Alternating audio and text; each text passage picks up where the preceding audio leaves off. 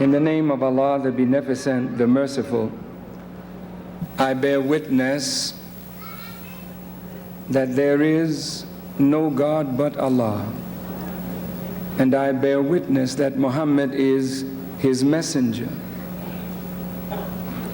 We who follow the Honorable Elijah Muhammad believe in Moses and the Torah. We believe in Jesus and the Gospel. And we believe in Muhammad and the Holy Quran. We believe in all of the scriptures brought by the prophets of God.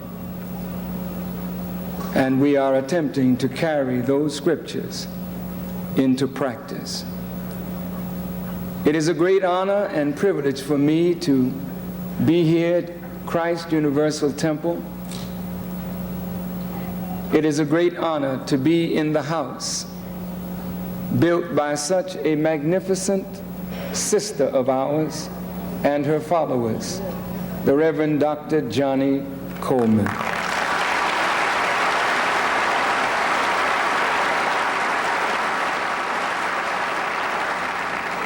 On behalf of the Nation of Islam and its membership, we extend our gratitude to Sister Dr. Reverend Johnny Coleman, members of her staff who have made our stay here most enjoyable, and all of the members of her family and church. Thank you from the depth of our hearts.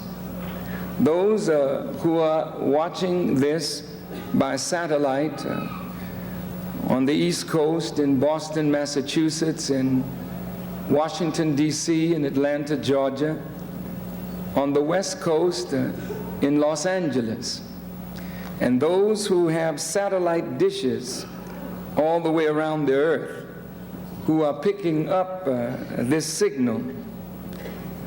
We are very grateful to Allah to come into your homes and to see all of you who are seeing us. This is a very special day, and I want to get right to our work. The Honorable Elijah Muhammad for 44 years taught us that God is not a mystery, He's not a spirit, He's not a spook. God is real. He's a real, live, human being, differing from you and me only in that He is supreme in knowledge, wisdom, understanding, and power. This is what He taught us. Of course, this upset the Muslim world, and it upset many of our Christian brothers and sisters, that a black man born in America, born in Georgia, who only went to the 4th grade of school, said that he met with God, and God taught him night and day for 3.5 years, then went away and left him here with a mission to raise the black man and woman of America up from the grave of mental death and ignorance. The Honorable Elijah Muhammad was laughed at. He was mocked and scorned and ridiculed. But white people did not laugh at him. They knew better. When war broke out in 1941, by executive order, the President of the United States had the Honorable Elijah Muhammad taken off of the streets because they did not want a black man teaching black men and women the proper use of themselves, for they wanted to use our bodies to prosecute a war that was not in our interest, even as President Bush is using the bodies of black boys and girls to prosecute a war that is not in our best interest.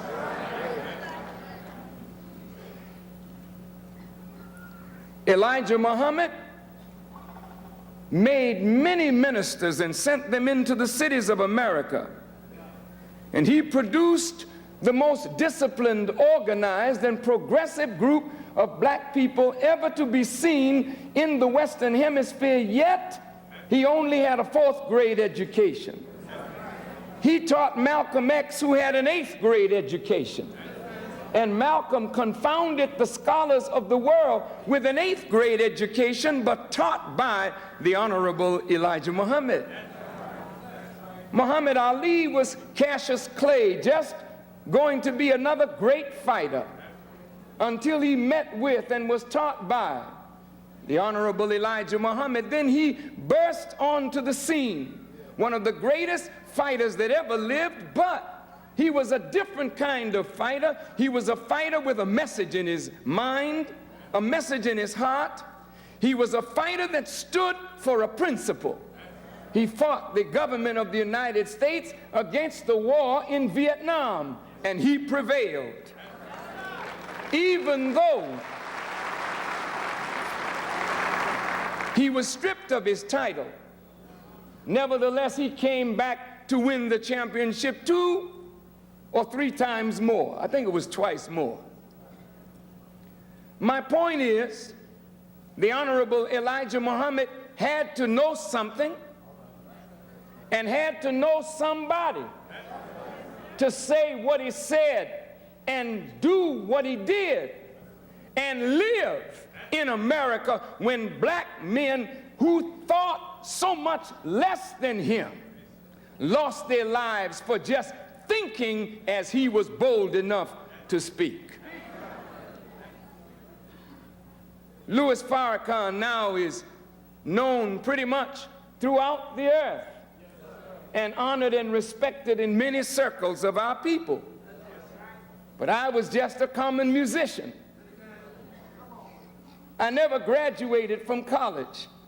I only went to the 3rd year in college. But Elijah Muhammad took me from there and taught me. He's not an ordinary man. He's an extraordinary man. How do you know? Wisdom is known of its children. If you are wise, you don't produce a fool.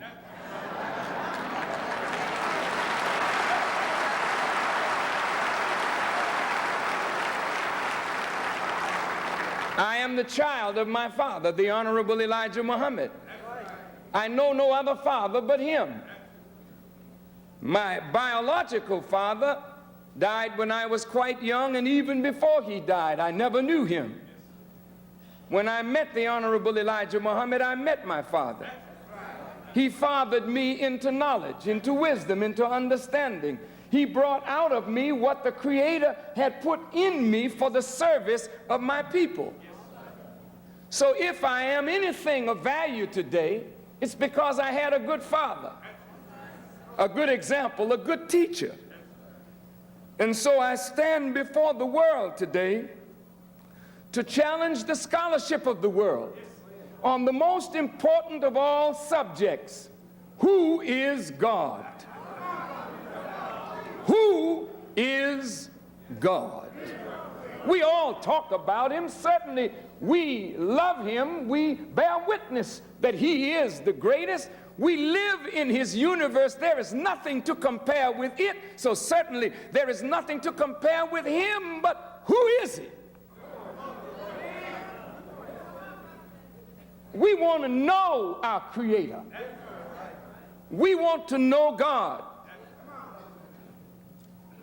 The Honorable Elijah Muhammad, on the back page of our newspaper, then the Muhammad Speaks, now the Final Call, in point number 12, he said, and I quote, "We believe that Allah came to us in the person of Master W. Farad Muhammad, the long-awaited Messiah of the Christians and Mahdi of the Muslims.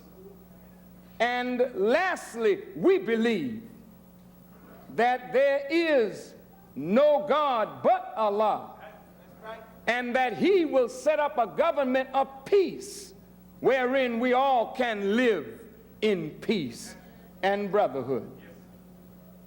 Many of the scholars of Islam have said to me, Brother Farrakhan, why don't you take that off of the back page? Many of my Muslim brothers and sisters who love Allah and love Prophet Muhammad and love the Quran said, this is un-Islamic. Take it away from the page. Allah never has appeared in the form of any man. Allah is not a man, but they can't tell us what he is. I want you to listen to me. I intend to talk